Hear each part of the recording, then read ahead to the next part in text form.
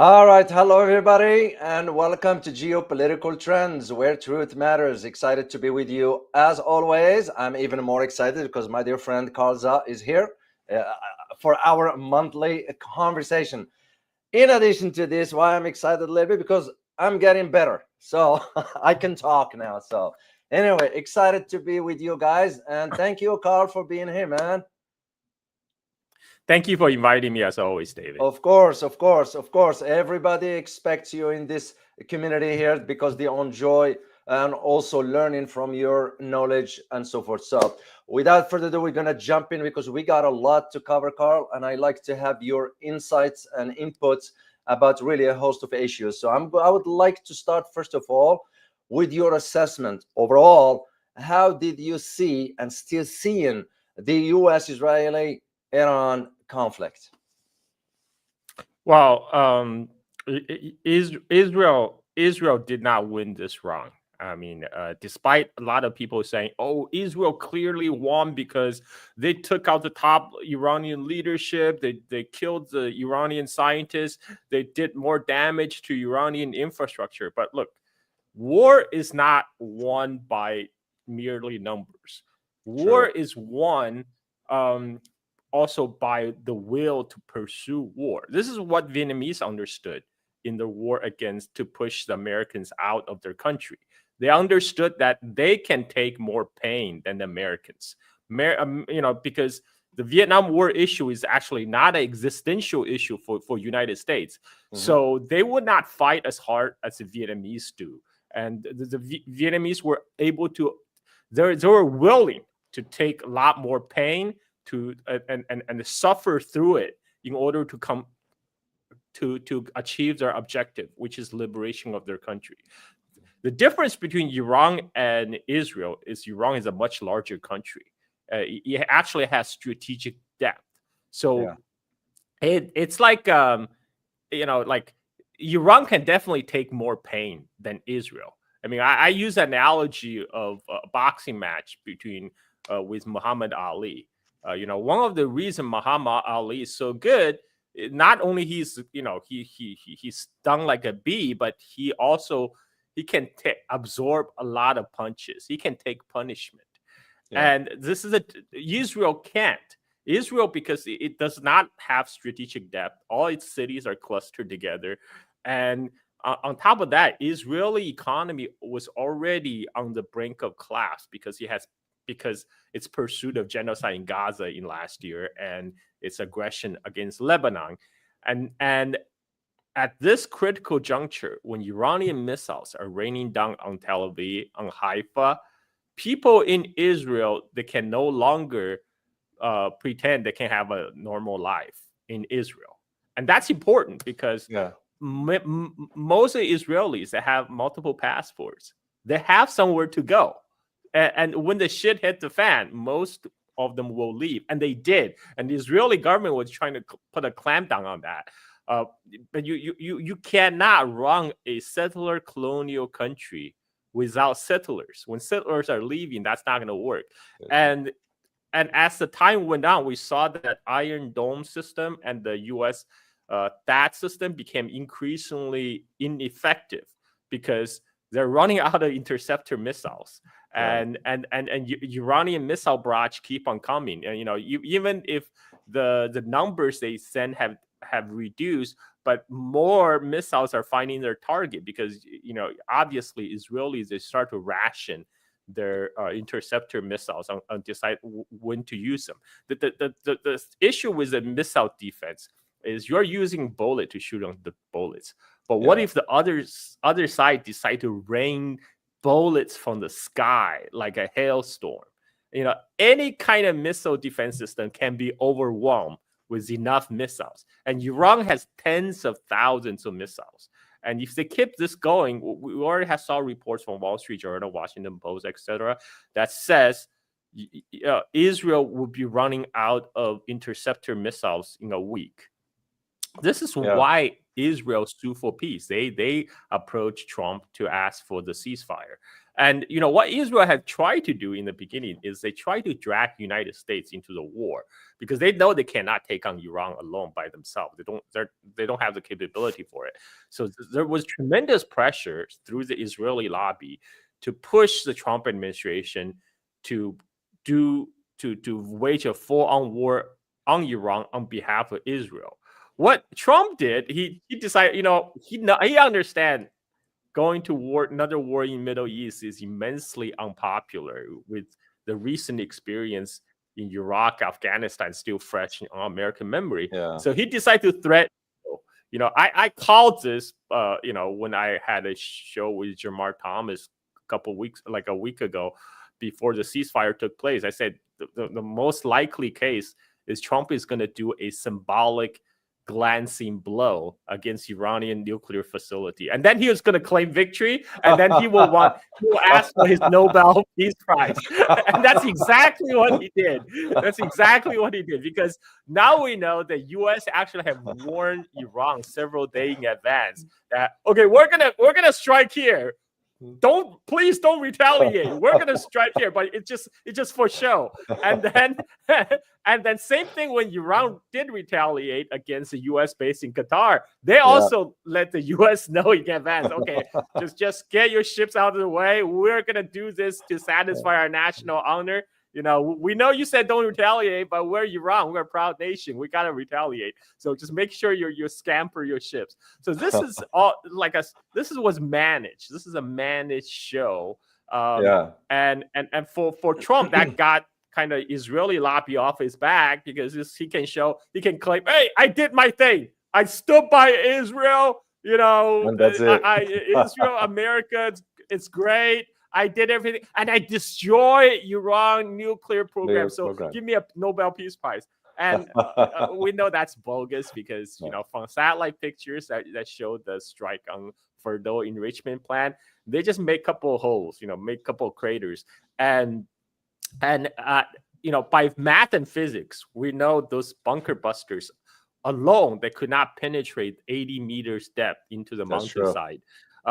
So what Trump administration claim in their briefing, they say, oh, we did this Top Gun Maverick move. Like we totally moved 6 B-2 bombers on top of each other, and we fired this precision bunker buster one on top of each other. They all went in the same hole, all 6 of them, and the compilation effect penetrated the bunker. Come on, Maverick, Top Gun is a movie. Okay, I don't believe they did any of that. Like right now, we can only take their words for it. But I think from what we do know is the bunker buster of that size usually create enormous craters. But from what we saw in satellite pictures, that doesn't seem to be the case. And we also know that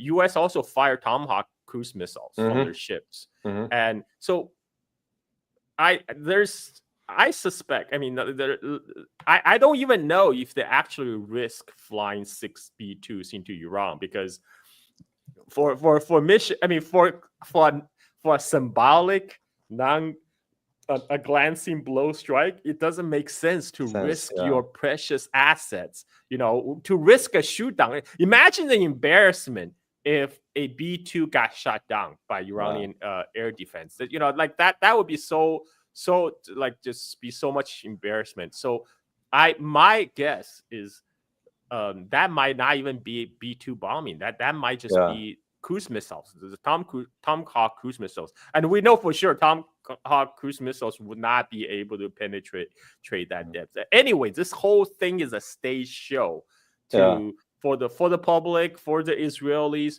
so Trump can get back to deport immigrants back in the United States. And so Israel did not win this round. They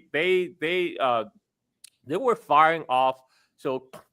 They were firing off a lot of interceptor missiles, and they're running into a supply constraint because guess what? They need to be supplied by Americans, and those THAAD missiles, each THAAD interceptor missile costs between 12 to 13 million dollars, right? And each that battery, the launcher, the radar, the entire system, it costs $1 billion with a B. Now people are saying, "Oh, the money doesn't matter. Israel get them for free anyway, and Uncle Sam can always print money." But Uncle Sam can print as much money as they want, but can they print missiles? Can they print missile production? The answer obviously is no, because I saw the estimate. They fire either somewhere between 12 to 36, 32 THAAD missiles during the course of 12 days. The U.S. production of THAAD missiles scheduled for 2012 is 12 missile interceptors. So Israel fired off more than a year's worth of production. Yeah, in 12 days. They're not going to be able to keep that up. No. And the U.S. planned production, that was planned before the Chinese put the export control on the rare earth. and guess what? That export control is not going away. Right now, any American company who need access to Chinese rare earth or Chinese rare earth heat-resistant magnet, which is used in F-35 and the missiles, they need to write an application to the Chinese Commerce Ministry and says, "Sir, can I please have some rare earth export?" and the tariff war talk that was resolved in London, China agreed to grant export license for 6 months to a group of American car makers, but they did not make any promise about Lockheed Martin. As far as we know, the Chinese ban on rare earth to U.S. military industrial complex is still that's still on. But Carl, why will China even agree to that? Why will China agree to that, given that we're gonna turn back and stab them in the back? I'll address that question, because people need to understand this. China, I talk about this in our last show. China actually don't want to destroy United States. China actually do not want to cripple the U.S. economy. Right now, at that time, the rare earth export was control was so crippling that U.S. car makers were thinking about moving their car production to China because they can't access those rare earth materials or the magnets. But because the Chinese export control law currently do not cover parts that contain those magnets, so the U.S. car maker were seriously making plans to move their whole car production to China, even with the high tariff that Trump is putting out. So at least they can make cars. But China decided to relax export control against those U.S. car makers because, again, China is not interested to cripple U.S. economy. Oh, at least not yet. Not at this moment. Even with the tariff war, U.S. remains the third export destination for Chinese goods. So the top one is ASEAN. The top Chinese trading partner is ASEAN. The second one is EU. Now United States have become number 3. But still, China don't want to kill its customers, right? It doesn't make sense for China to kill its customers. All China wants is to have U.S. come back to do trade. As normal nations.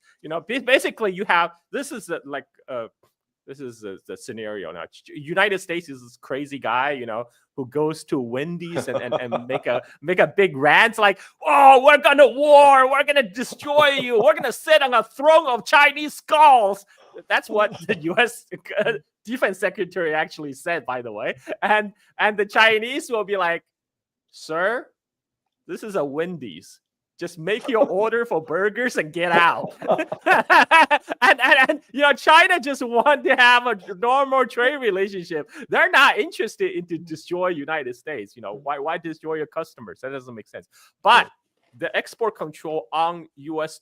defense industry remains on because that actually makes sense. And U.S. cannot make those They depend on a particular critical mineral called samarian.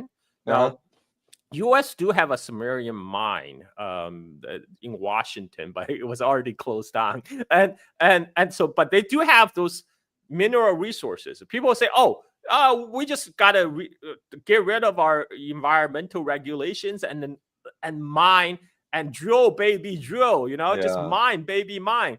But even that's not gonna work It's not because gonna work. it's not about mining. China only mine about 60% of the world's critical minerals. But China process over 90% of the critical mineral. The processing is the key. It's because originally, all the West, including U.S., decide to offsource all these mining of critical minerals to China because it's incredibly polluting. So Yeah. they essentially offsource all their pollutions to China.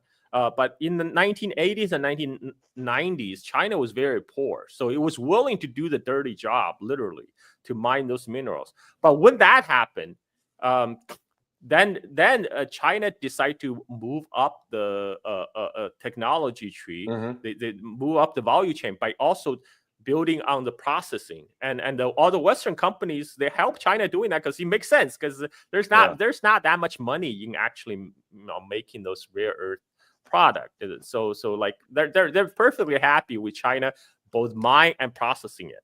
Now in 2025, it's been over 40 years. There has been multiple generation of the evolution of the technology of refining rare earth. The technology to make those heat resistant magnet from the rare earth today is not the same as they were back in 1980s. And guess what? All these technological innovation took place in China. So today, the technology, the machine tools involved in processing rare earth into magnets, they're all Chinese. This is why even when they dig out the critical minerals in Australia, in America, guess what? They're still sending them to China for processing.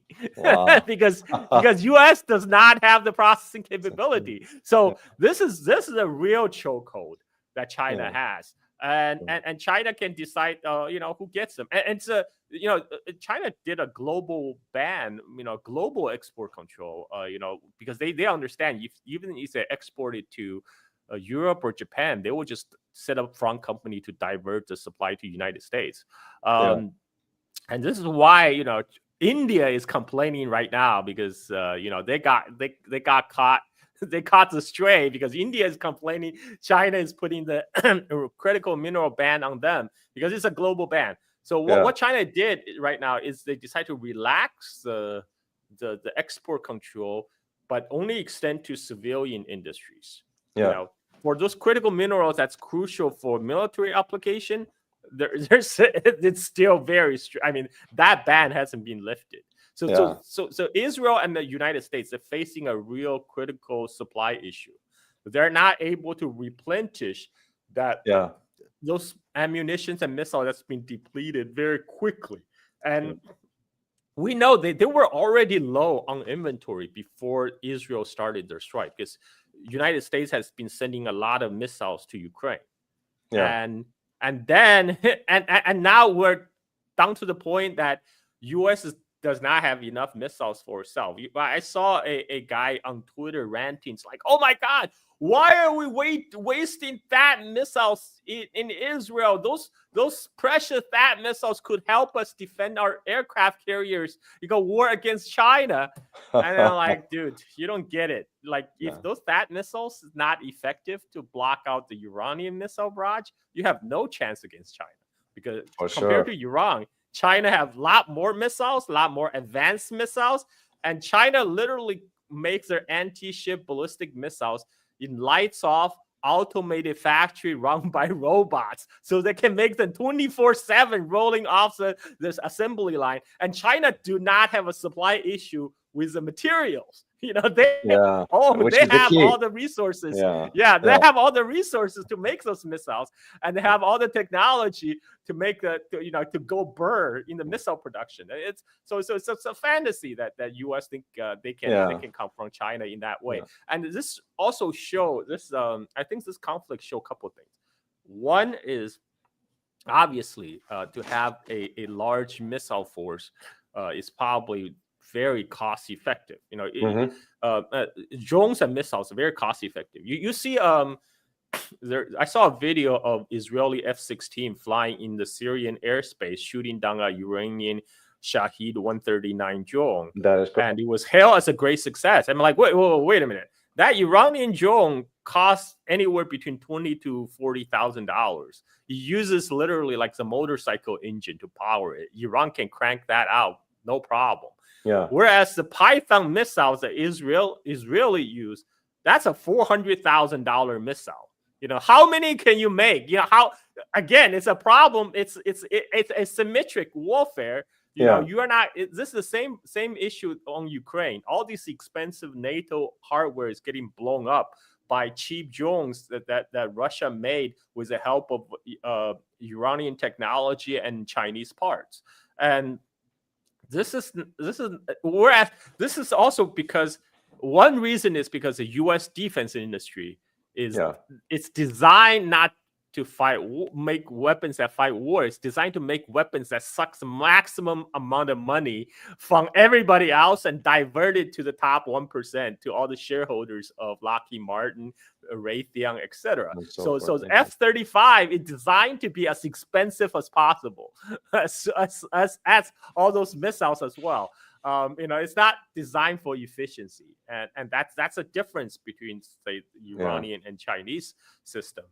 They actually designed to fight to win, and and so that this is a but from Iranian side, they also need a respite. That's why they accepted the ceasefire deal, because one of the problem that was exposed is how infiltrated they were by the Mossad, and Yeah, they got the Mossad knew exactly where their nuclear scientists live, where the Iranian military leadership live, and they had spies inside the country launching drone attacks from Iran itself.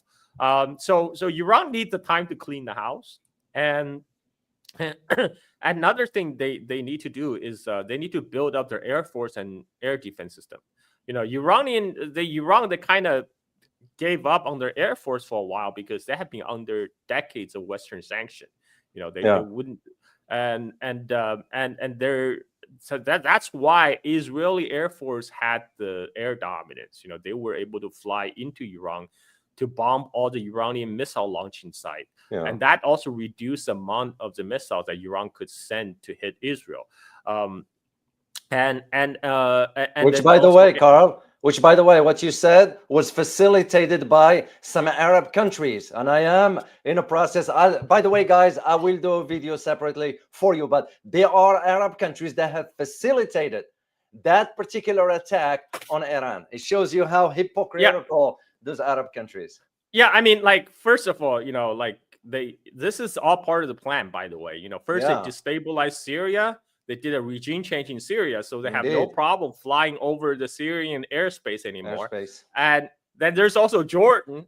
Jordan is basically the loyal vassal of United States and Israel. So when the Iranian missile were flying on their way to Tel Aviv, Jordanian Air Force, they scramble to intercept incoming Iranian drones and missiles, right? So think about this for a moment. Israel has probably the world's most sophisticated layered missile defense. When the Iranian missiles fly toward Israel, first the Jordanians, doing their puppy dog the thing for United States, scramble their air force and air defense to try to shoot down those missiles. And once those missiles makes over, they're faced by the U.S. THAAD system, try to shoot them down. And then if they made through that, there's a U.S. And the missile shield deploy from the U.S. ship parked on the eastern side of Mediterranean. Mediterranean. And those missiles try to shoot down the Iranian missile. If they get through that, the final piece is the Iron Dome of Israel trying to shoot them down. So the fact that this world's most sophisticated missile shield was useless. Because if you think about it, if only 30% of the missiles make through, think about what that would mean for a U.S. aircraft carrier battle group in the Western Pacific. If only 30% of the missile makes through, that means those aircraft carriers are toast. They're toast. Like this is why, despite the rhetorics of U.S. pivot to Asia, they're going to come from China. If you look at what's actually happening to the ground on the troop deployment, they're actually pulling back. They're pulling back from the first island chain, which is Okinawa, Japan, and then they're pulling back to Guam because they understood everything, all the U.S. bases in the first island chain, this island chain that stretched from Japan down to all the way South Korea, Okinawa, Taiwan, Philippines. All those U.S. bases will be toast by Chinese missile barrage based in China. And so this is why they're retreating to the second island chain, which is Guam, centered around Guam. So this is a real lesson. And speaking of the Arab countries, one major piece of this Trump-Israeli joint effort in reshaping the Middle East is Abraham Accords, extension of Abraham Accords. And you saw that big billboards that were displayed in Israel called the Abraham Shield that list all the Arab leaders. They're all looking at Trump in the center like he's the big daddy. Like right? pathetic. And among those Arab leaders also included the current leader of Syria, the terrorist Giuliani. Yeah, the leader of al-Nusra of ISIS, the guy that U.S. used to have $15 million bounty on his head. He is now getting welcomed into this, the Abraham Shield program. But it's again that's fantasy. There's no going forward with the Abraham Accords extension, because given what Israel has done in Gaza, no Arab country leader can afford to be seen as weak on Israel at this point. Even if when they help Israel, it's kind of on the down low. They don't want to publicize it to the public because the public really don't like that. And so right now, Iran needs time to recuperate, to rebuild. This is what Israel is doing also, by the way. So the ceasefire is really it wasn't about ceasefire. It was about it was about regrouping. Exactly. It's a pause. So the both sides can regroup for round two. And for Iran, this is why, they did two things. First, they sent their foreign minister to Russia because they probably right now want the fast track on some of the weapon deliveries. Because before this, Iran had ordered air defense system S-300, S-400 from Russia. They also ordered a batch of Su-35 jet fighters from Russia, but they never got those ones. They didn't get those ones, Carl. They haven't been delivered, and this is the reason the Iranian airspace was wide open for Israelis, because they don't have the air force, they don't have the air defense system, and so for whatever reasons they're not delivered. It may be just because Russia right now is so focused on Ukraine, and their military industrial complex is geared towards the Ukraine conflict right now. It might be a production bottleneck. It might be there might be some deal that's being worked out. I don't know. Like some people say, maybe this is why exchange for the West only sent the second-hand F-16s to Ukraine.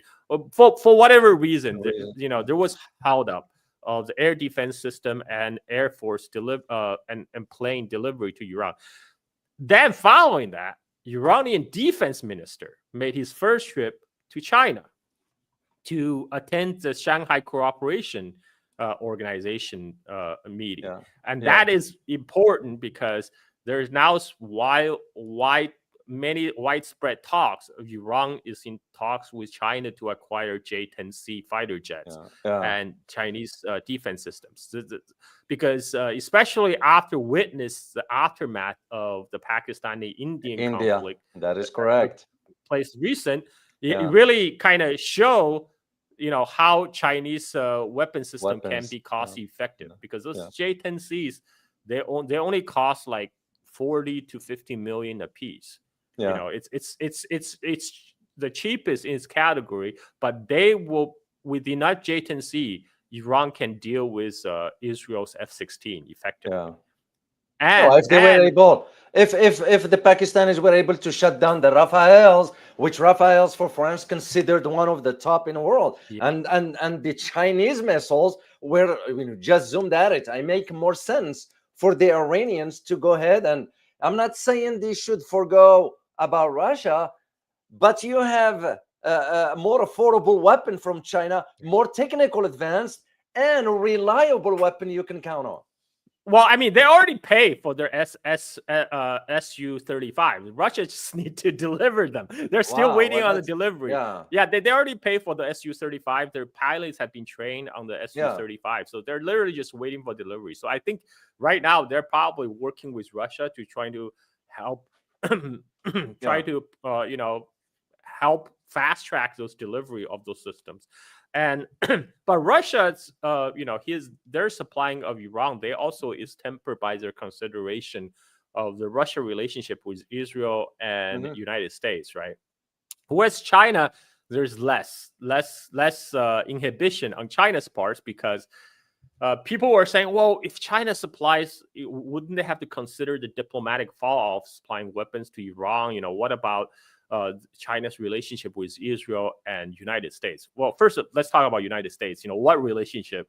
The U.S. is still supplying arms to Taiwan. Taiwan, so yeah. so there's no reason for China not to supply Iran, as long as United States keep on supplying weapons with Taiwan. U.S. just finally deliver some F-16s to Taiwan, Yeah, which the Taiwan has paid like a decade ago. They just finally deliver, and and again, U.S. has a production issue. They have a production. Like I said, U.S. can print money as much as they want, but they yeah, cannot print fighter jets, ships, and missiles. The U.S. economy has been so financialized, but when you want to fight a kinetic war, what you actually need is still industrial capacity, which U.S. simply don't have anymore. don't have that. And and when it comes to China's relationship with Israel, so back in the 1980s and 1990s, Yeah, Israel was a vector through which China could access Western military technology. Because Israel, they have full access to U.S. military yeah, technology. So Israel was a backdoor for China to get their hands on those U.S. military technology.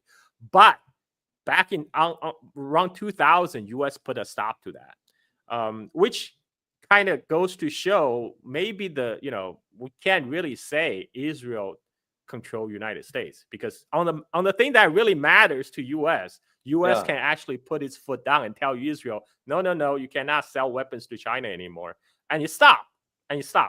So from 2000 to 2010s onward, that door has been closed. So China no longer needs Israel to yeah. get hands on Western tech. And by the way, and so Israel needs China far more than China Than needs China did. Israel. Yeah, So that's not even that's not even a factor. The only factor China may need to consider is to yeah, balancing out the GCC, the other Arab countries, because yeah. Saudis, it might have concern. But again, that's not really a big concern, because China can offer the same defense package to Than the it did. Saudi Yeah, as well. I mean, Saudi is more than welcome to buy J-10C for themselves, and there's actually talks of some Arab countries, some Middle Eastern country, not Pakistan, that's also in talks with China to acquire J-35 as they became in production. yeah, And and and and and so that so I'm guessing, it could be anyone, Egypt, Saudi Arabia, and it's, the, this is something Actually, that it's Egypt, Carl, is Egypt. Egypt already Egypt, requested. Egypt, Egypt, yeah, to my knowledge, the yeah, Saudis sort of refrained from that, even though there were talks. I remember when I was in Saudi Arabia, I came across back then an information that was like alarming at the time. Why the Saudis are talking to the Chinese for that? So I will see it more with the Egyptians that I'll see it with the Saudis at this moment. So things could that change, that of course. that makes sense because Yeah. Chinese Air Force recently was in Egypt doing a joint Yes. drill with the Egyptian Air Yes. Force. They flew over the pyramids. I saw the videos. It was Yeah. quite impressive. They make more sense Like to that. so Egypt is thinking about they're looking at J-10C and J-35. Yeah. So that's something that Iran also need to think about, because with the J-10C they can counter the Israeli F-16s. With J-35 they will be able to deal with the Israeli F-35. 35, that's correct. Can you imagine the copian if a J-35 shot down an F-35? That will be, that will be the day. I look forward to the day when the Iranian J-35 shoot down an Israeli F-35. That will be the. You know what, Carl? When this conflict started, and I shared it with the community, I told them that, mark my word on this, if these two keep going on this trajectory, this will be the final nail on the coffin for the US and Israeli partnership in the region. In other words, the Middle East or West Asia will never be the same because Iran is going to respond, and Iran's responding is going to change the equation. And at that time, everybody's saying, no, the Israelis will wipe out the Iranians. I said, no, you guys don't realize what Iran is doing. Iran is not playing all its cards. This is why the Israelis have been asking for a halt, because they were nervous. And you are right when you said earlier about the economic devastation. This morning, I got a confirmation that so far its economy has lost about $5 billion. This is for the Israeli part. So it became clear as to where things are going. And Iran has been very restrained. They carry out a very calibrated measure campaign. Look, they could have done so much work. If they really want to hit they're actually very careful not to hit the jugular of Israel, because they know if they do something that will collapse, if the Israel's imminent collapse is visible, then Washington for sure will enter the war decisively on the side of Israel, because U.S. simply will not allow Israel to collapse. So Iran, if you really want to collapse Israel, they could hit the Israeli desalination plant, because 80 to 90% of Israel's water come from a handful of desalination plants. Israel can Iran can just send their missiles that way. No water. That Israel will not be able to function after a week without water, and they refrain from hitting Israeli nuclear power plant, right? I mean, like they're perfectly within their capability to do so, because people will say, "Oh, hitting civilian infrastructure, that's a war crime." Well, guess what? Israel has been doing for the whole year, and this is actually NATO playbook. When they bombed Serbia back during the Kosovo War, they bombed the civilian power plants, water plants, bridges, radio tower, television station, and the Chinese embassy, and the Chinese embassy. So Iran, if they did that, there's Israel would expect no sympathy from the war, right? I mean, if anything, people will be cheering. But Iran refrained from doing that, because they know if they hit the nuclear power plant, if they hit the water desalination plant, that would definitely trigger a very strong U.S. response, because U.S. would not allow Israel to collapse. So Iran did is they are punishing Israel by make it suffer a lot of pain, but not to the point where it will cause imminent Israeli collapse. So that's whereas Iran, because a larger country is more spread out, more population, it can take a much more blows than Israel could. And so right now, it also exposed a couple weaknesses in Iran's defense, which is their air defense and their air force. I imagine that right now it's their top priority to rebuild those capabilities, before the next round. And for Israel's side, right now, I bet they're scrambling to replenish their missile interceptors because they're running dangerously low, and I don't know how that's going to be resolved because they depend on United States. And let's face it, U.S. still have their own resource constraint. They still have. They need to figure out how they're going to get enough critical minerals to make those missiles.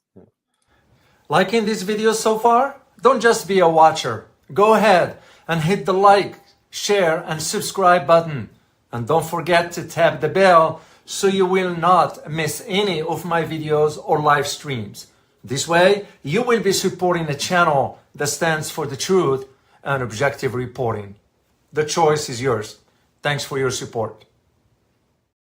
All right, let's move on to another line of questions. You mentioned India earlier. I'm going to address that later on with you about, especially vis-a-vis BRICS. We'll talk about that later.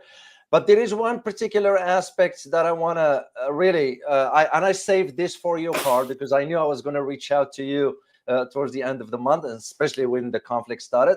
And I wanted to get your take into this. And this one has to do with the sort of the reports that have been emerging in both London and Washington that China has been providing weapons to Iran, and the lies that's been. And it was none other. And I digged into this to find out, first of all, one person is this one right here.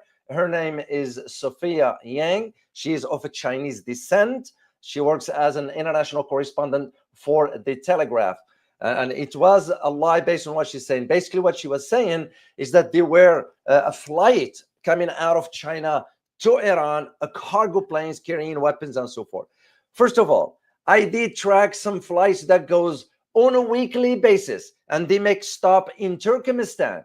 I remember when I used to fly on behalf of the US government, we will always make stops in Baku. That was normal. We'll stop there for 3 hours, refuel. Some of us will step outside in a tarmac, just take walks. Then we'll take off and keep going. So that was one on that end. Second one was a particular clip from, and I'm going to share it with you guys if you allow me here briefly. Let me get to it. For none other than Gordon Chang. That's the one who said, let's take a listen here, guys. Okay, pardon me here. All right, let me share screen and I'll get your take on it, Carl. So there we go. Meanwhile, Russia and China both condemning the U.S. operation Midnight Hammer. The U.S. adversaries proposing that the UN Security Council adopt a resolution for an immediate and unconditional ceasefire in the Middle East. Officials in Beijing said the move, quote, seriously violates the purposes and principles of the UN Charter and international law and exacerbates tensions in the Middle East. Joining me now is Gatestone Institute Senior Fellow Gordon Chang. Gordon, interesting that China is coming out with all of these comments, no mention of the fact that they were a week away from having 9 nuclear bombs. Talking about and also international law. Yes, and also no mention that China made sure that Iran had everything it needed to build a nuclear device. Which is a lie. Directly to Iran. Also, they armed Pakistan, and then Pakistan merchandised it to Iran with the knowledge and approval of China. And I think the United States.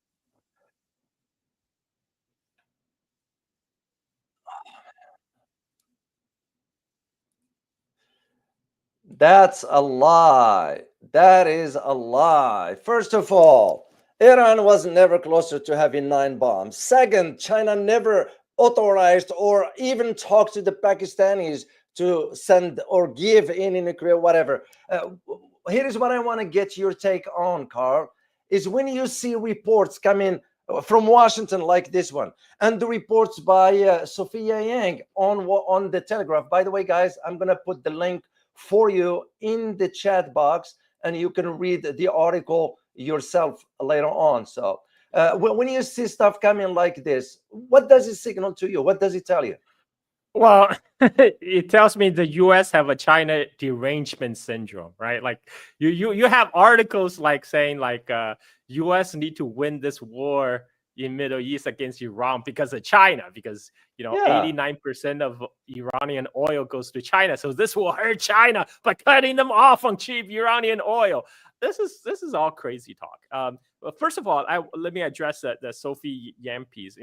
Sophie Yang is she's ethnic Chinese. She's what journalist Yasha Levine would call a weaponized immigrants. This is what the empire does. They weaponize those diaspora immigrants, present you with like a Chinese face. And that's what Gordon Chang is. He's the most marketable part of him is because he's a Chinese face talking about all those anti-China talking points. So they can plausibly say, we're not racist. Look, it's Gordon Chang.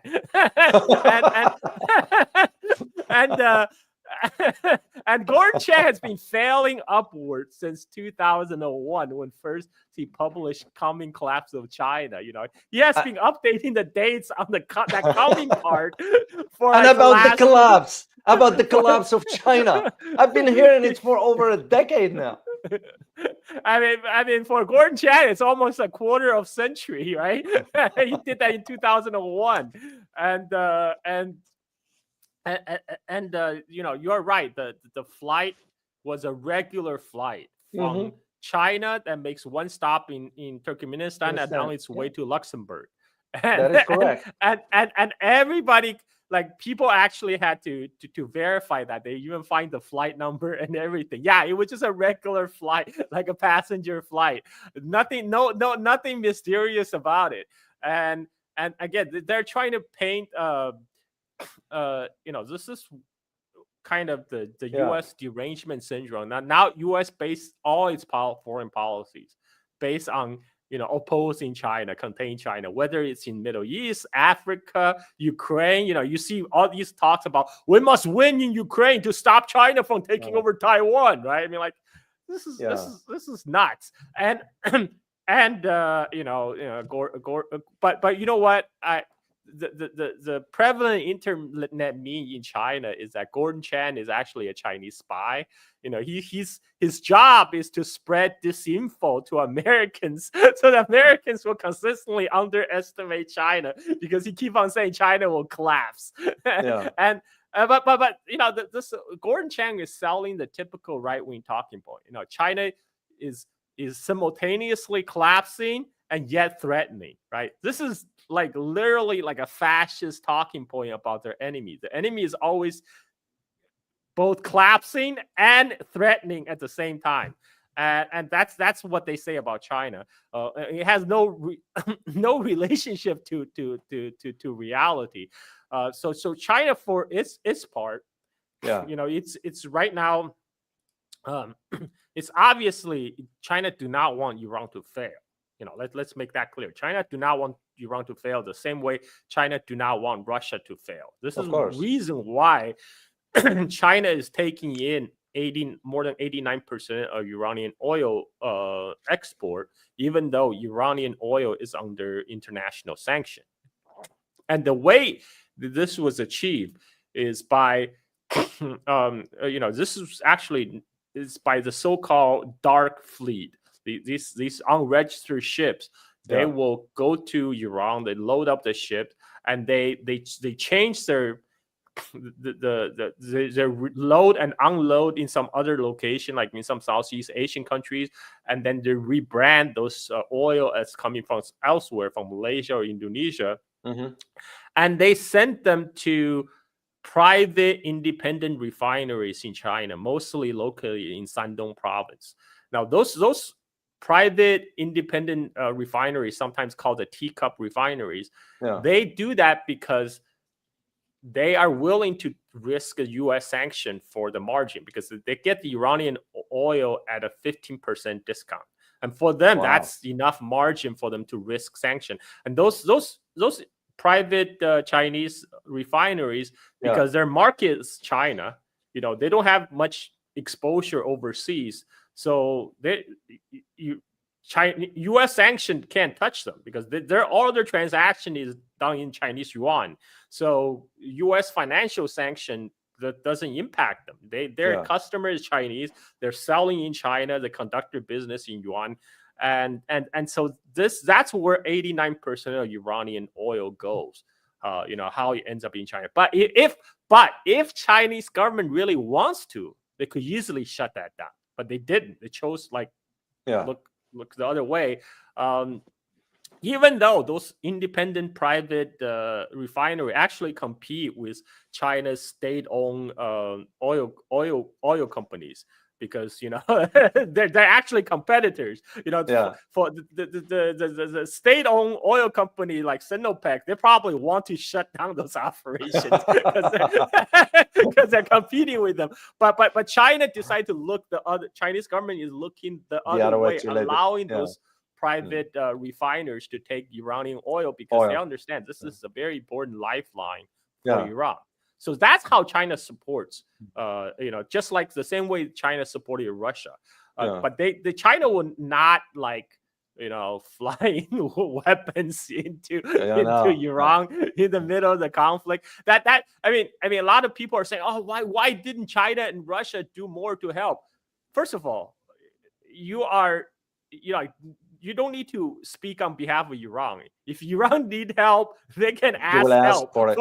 They would have asked for it from Iran and from Russia and China. They didn't because on their own, Iran can handle Israel. No, Israel, they can handle Israel on their own. Like the only scenario where Iran would need help if U.S. directly gets involved.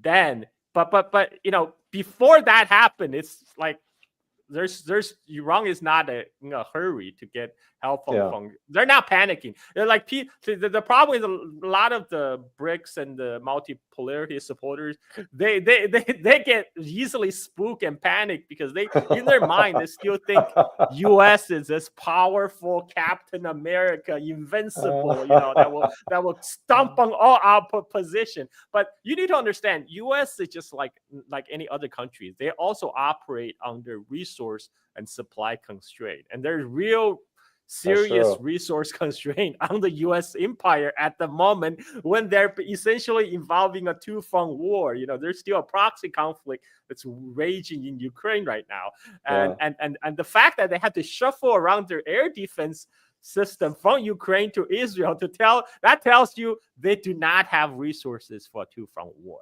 and this is why Iran they got Israel handled on their own, no problem. And what happened with the U.S. involvement? It turns out it's a very typical Trump enterprise. This is because this is precedent for this too. In the Trump first term, that's exactly what he did. He launched cruise missiles against Syria. When he was under a lot of pressure by the deep state to do that, he just fired a bunch of missiles and he claimed victory. I did it. And he changed very little facts on the ground, right? But for Trump, it's all about PR. And Trump is unpredictable, but he's so predictable in his ways. This is why I called it dude, this guy is going to do a symbolic strike and claim victory. And then because for him, it's more important to deport immigrants in Los Angeles than to deal with East quagmire stuff. And so I think you're right. And this is people in the Middle East are also going to wake up to the fact that, for decades, the assumption was with the U.S. support, Israel is kind of unstoppable. It's going on rampage. But now, for the first time, first time, it shows Israel cannot do its aggression with impunity. For the first time, they're getting missile rained on them on Tel Aviv and in Haifa, and in a serious number. So this is why Israel Defense Ministry put out statements like, oh, our war with Iran's not over, but we need to shift our focus on Gaza. You know, like they're focusing on their core competence right now. That's genocide, right? Genocide, that's their core competence. They can't really fight against a nation that can fight back. Defenseless people. They don't have anything to fight for. And that's why shame on the Arab leaders, because maybe they need another Arab Spring. And as I said, guys, I will do a special video for you just regarding this one here. So now, before I'll move on to a next one, Carl, I want just to say one thing regarding the oil about China. I'm sure you're aware that Mr. Trump said now China can buy oil from Iran. It's like, who the heck are you to give the green light to countries to buy oil from whomever they want? So, but that's just on a side note, I wanted to mention this. Now, on a serious note, and I want to mention this to you, Carl, and just get your take on it. Regarding the conflict that took place and still taking place in the Middle East or West Asia, that is this now, in your opinion, a defining moment for China regarding its role on the global stage? When I say global stage, I am referring to the global order, because China weighing in on something like this will have a tremendous consequence in either direction. Well, I think it obviously shows. Even though the fact that those people, a lot of people are screaming for China to step in, is because, because everyone realized China can make a difference. They can tilt the power balance decisively in one direction.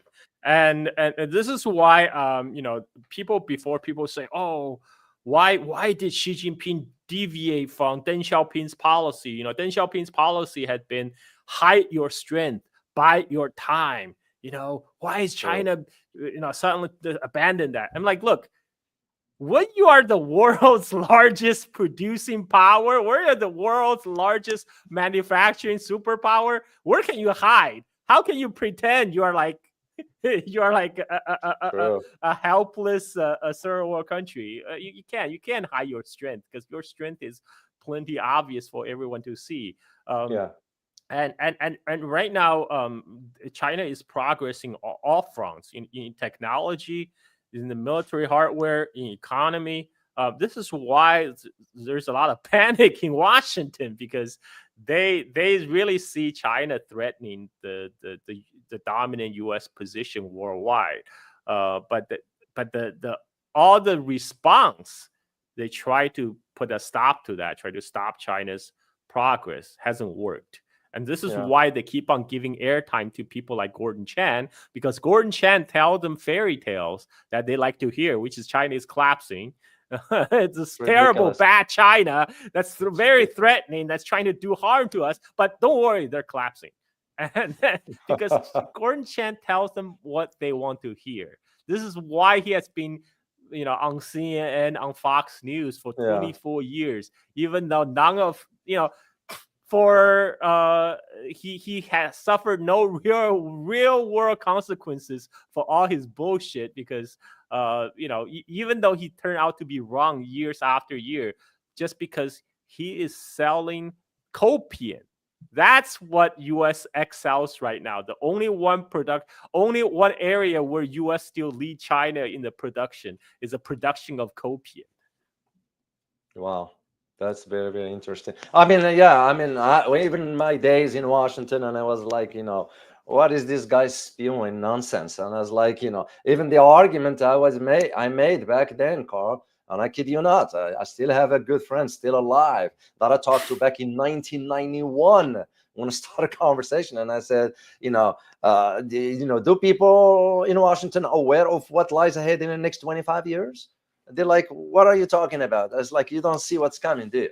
And they didn't get it. So you kind of, when people couldn't understand the basics, you can get into some depth conversation with, because you realize you're going to just be wasting your energy. It might be useful to use it for something else. David, in 1991, that was the year of the end of history. That's when Francis Fukuyama published the end of the history. That is correct. This is the ultimate end of the human evolution. Is America, with America sitting on top of the world.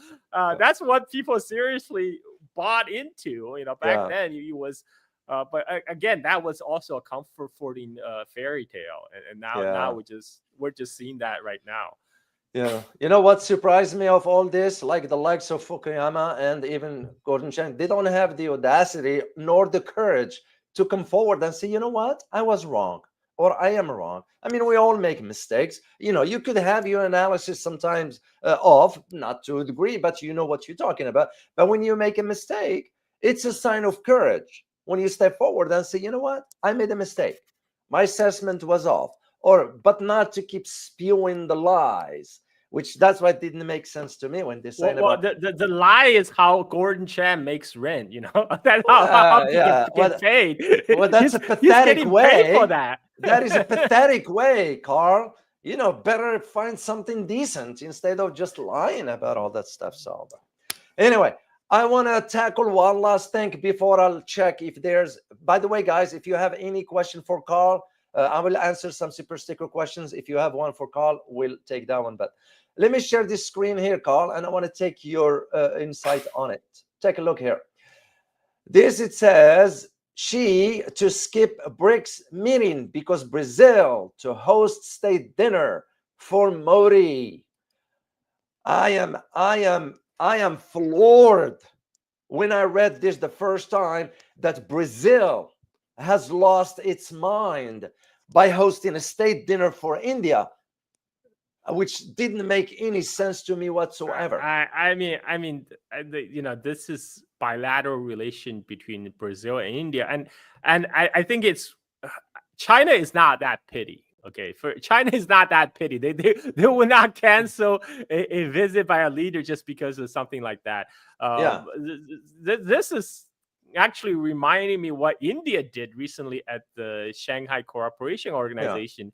India refused to endorse a joint statement because it failed to include this clause that India want to insert about terrorism. You know, but the terrorism clause is really not about terrorism, because Shanghai Cooperation Organization originally was founded by Russia, China, and the Central Asian republics to fight terrorism. That was the original founding mission. So what India really wanted to do, they wanted to use this forum to cast shade on Pakistan, right? Because India accused Pakistan of supporting terrorists, that latest terrorist attack in Kashmir, again without evidence, without evidence. So they want to use that forum, which, by the way, Pakistan was also a Shanghai SCO member. They want to use that to diss Pakistan. You know, of course, you know, they decide not to include that, and India decide to reject this joint statement. So that's pity. That's pity. I mean, I don't know why Xi Jinping didn't cancel. I mean, my first guess will be more maybe a health reason. You know, for something like that, but we don't know. You know, I don't know. I'm not privy to Xi Jinping the health checks. So that does show China's importance. You know, people paying attention if China was not present, and people start to speculate. And speaking about China's importance, there was a recent article in the Foreign Affairs magazine called "Southeast Asia is starting to choose why the region is leaning toward China." You know, I have said so many times on your show, David, that when Kishore Mubani was telling United States, "Don't force us to choose. Don't force us to choose between U.S. and China," what he's really saying is, if you really, really come down hard on us, we'll have to be forced to choose China, because that's where Southeast Asia's economic destiny lies. And right now, this is not just me talking about it. Now it's in the Foreign Affairs magazine. Southeast Asia is now forced to choose, and they chose China because it's no question. United States is not offering economic development. The best they could do is military bases and sell you weapons.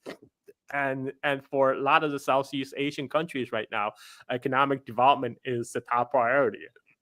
And that's an area where they need China to work with them, and China is more than willing to help. This is why Indonesia now have high-speed train running at 350 Wow. kilometers per hour, whereas the Wow. LA, the California high-speed rail is still a pipe dream. Like that.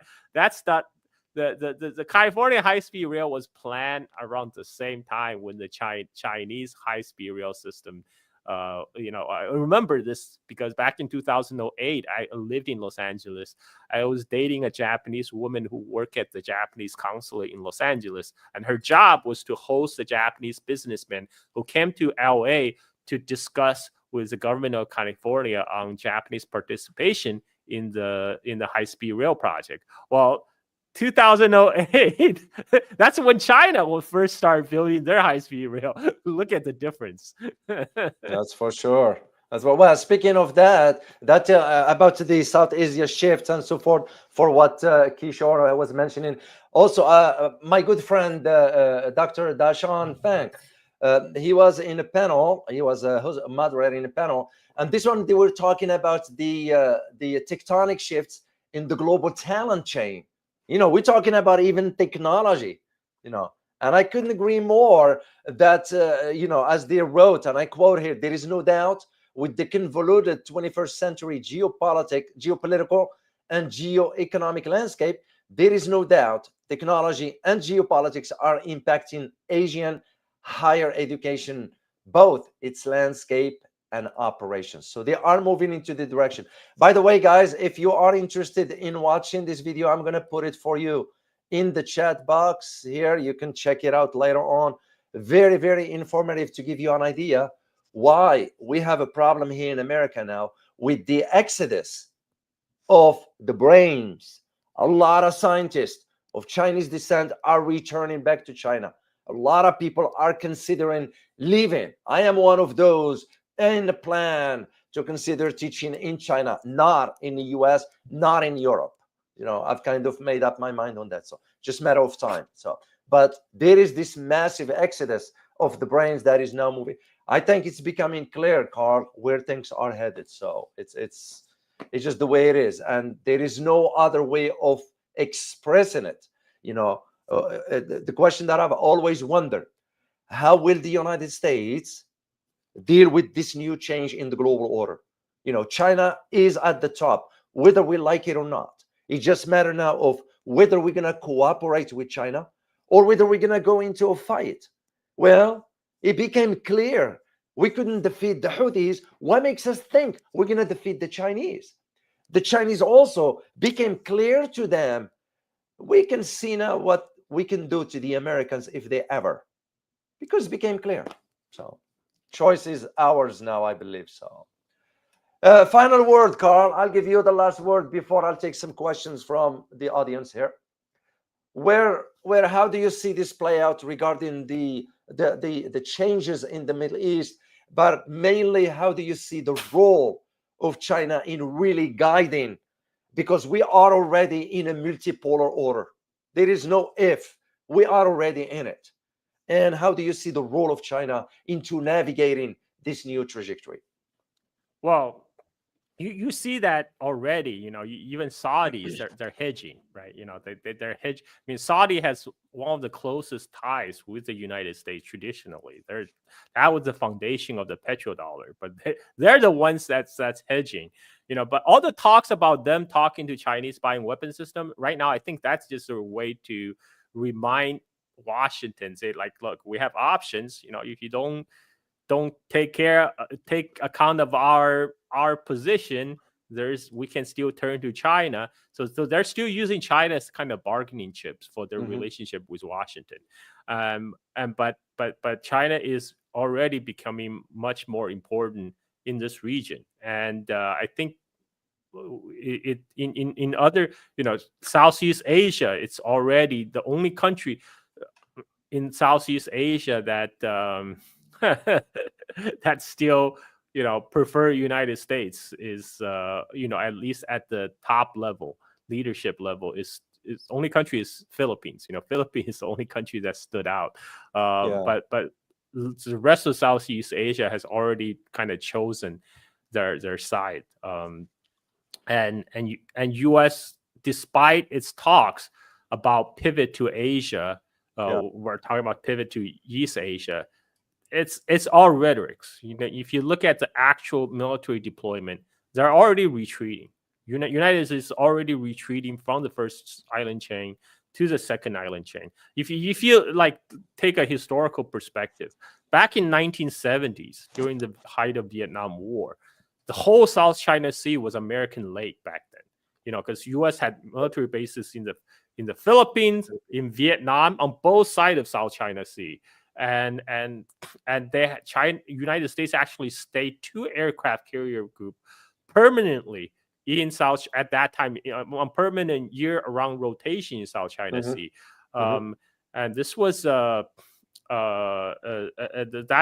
now they try to insert themselves, doing this kind of irrelevant freedom of navigation patrol. But that's all for show. That's all PR, because they also realize their position within the first island chain, which runs from Japan, Okinawa, Philippines, and Taiwan. It's untenable. And recently, China actually sent 2 aircraft carrier attack groups to do their own freedom of navigation patrol around Guam to remind United States we now have freedom to roam around the second island chain. And this is the reality that U.S. Is coming to grip with. This is why even Marco Rubio has admitted now we're living a multipolar world. So I think there was still a lot of rhetorics about pivoting to China and contain China, but the capability is not there. And if you look at the time window that the U.S. military says there might be a war with China, the first estimate was surfaced in a 2023 report when the U.S. general said there might be war with China in 2 years. In 2025. I remember so that's that. this year. That's this year. Well, we still have 6 months, but I don't think that's going to happen. Okay, I don't think that's going to happen. And later, the advice, move the date to 2027, right? And I think this is going to be like a Gordon Cham project. How Gordon move it to 30. Moving the date of calming collapse with China. They're going to keep on moving the date of calming conflict with China every 2 years, right? And because they have to. So I think this is because one of the reasons those dates even get floated in the first place, because a lot of U.S. Pentagon planners, they realize, have a very short time window to contain China. But I don't think that right now. I think we already passed that window. I think that window has already closed. That's for sure. Right now, I mean, like, China is already has. They reach the escape velocity. It's like there's not much U.S. can do at this point to contain China, especially when the empire still is enmeshed in Ukraine, in Middle East. Like, Trump, his instinct is to extricate United States from the Ukraine conflict, but he wasn't able to do it, despite saying he would do it in 24 hours. Phone call. 24 hours. One phone 24 phone call. He can't do it, and this is because after a while the empire, it takes a life of its own. All this bureaucracy, all the NATO bureaucracy, all these think tankers, their jobs, their career depends on it. And so it's a self-perpetuating machine, and so I think we're gonna continue to see this kind of slow decline of the American empire unfolding in our eyes. I don't think there will be a war with China, just because there's not, the capability is not there. U.S. doesn't like. One thing I agree with Mearsheimer is he said intention doesn't matter. It's all about capability. Well, guess what? The U.S. capability to do mischief right now is decreasing, and it's decreasing in relativity. to China year by year. So I think we're good. I think we're good. I mean, maybe not so good if people live in the U.S., but I think for the rest of the world, I'm positive. I'm fairly positive for the intermediate and long term future. Yeah. Well, that is, I mean, you hit the nail on the head, Carl, as far as how things are here in the US. And I look at it from the academic perspective. You know, a lot of individuals that I know talk to, and the consideration of teaching elsewhere is becoming more evident. So it's just because the education system in itself is not conducive anymore. So anyway, guys, I'm going to put the link for you right here on the screen, but I'm gonna put it in the chat box for you to go check out Carl's YouTube channel. Make sure to subscribe there. I'm gonna put it right there in the chat box for you. I am also gonna show you Carl's Twitter handle, X. I follow him on X, so make sure you follow him on that. He posts some stuff. By the way, Carl, thanks for posting the about the verdict on the what was he, governor, the guy who got involved in bribes in China for stealing. You know, I wish my country has a fair justice system like that. I really wish. Yeah, he got convicted to life sentence for taking $17 million in bribe. I'm like, dude, that's chump change for our U.S. Congress people. Like, if we go by that standard, the entire Congress will be wiped out. Which will be good. So yeah. Let's say thank you to our key supporters here. Tom, you see, greetings to Carl Zha and Dr. L from Canada. I will be visiting Beijing and Ningjiang in China from October 17th to October 24th. So you'll be missing the first week of the national holiday in China, That's a major holiday. By the way, you have about 500 million people traveling within China. That's a half billion people. Imagine what that's going to do to the economy. So safe travels to you, and thank you very much for your kind support. So Julia, I want to say thank you so much for your super sticker. Truly appreciate you, and it means a lot to us or here at the community. So Harry Local, here you are. Go Carl Zha. Harry Local, Carl, lives in the Netherlands. He's an avid supporter. And so I thank you so much, Harry, for your super sticker. And last one is from Raphael Legond, another avid supporter of the channel. Guys, pardon me, my take is she is getting tired of Putin timidity. She is tired of Putin not showing up. Putin kissing Trump as China likes standing up man. So interesting comment. Well, I think Russia has its own priority at this moment. Its priority is Ukraine. That's where all the Russia's focus is going to be. It's and Russia's focus is regional now. So that is where for Russia is. Exactly. Yeah. Russia is focusing on upgrading its own military hardware, and it's focusing on the new style of 21st century warfare. Because like really the only 21st century war right now is Ukraine. Like they have way more experience now than the NATO forces, because you know the whole Zhong affair that was evolved, that was just something that was never seen before, and that's what Russia gonna be focused on for the immediate future. I think China understands that. I mean, China has its own priorities. China's own priorities focus on its economic development, and and they will continue to do that. People need to understand, when China and Russia are actually they're upholder of the post-war order. It's the United States that's trying to destroy it right now. U.S. is the one that helped to build the post-war order, but U.S. government find that increasingly is not working to its advantage. So now it's trying to destroy it, try to replace it with the so-called rule-based international order, where the rule is whatever they say it's going to be, right? Yeah. So this is a world we're entering into. Yeah, very interesting. Well, thank you all for your kind super stickers and support for the channel.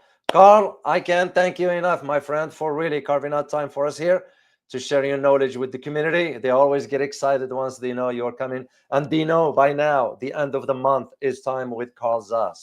So I, on behalf of the community, I say thank you so much, and I look forward to our conversation next time. You take care, my friend. Thank you, David. All Thank right. you. All right, guys, I hope you enjoyed. Carl is always very, very informative to listen to. And that's why I usually cannot wait for the end of the month to have this overall conversation on a host of issues. That's what's important. So remember to join me tomorrow for the community conversation. And I look forward to seeing you tomorrow. As always, remember, geopolitics impacts your daily life in more ways than one. Till next time, guys. Bye-bye.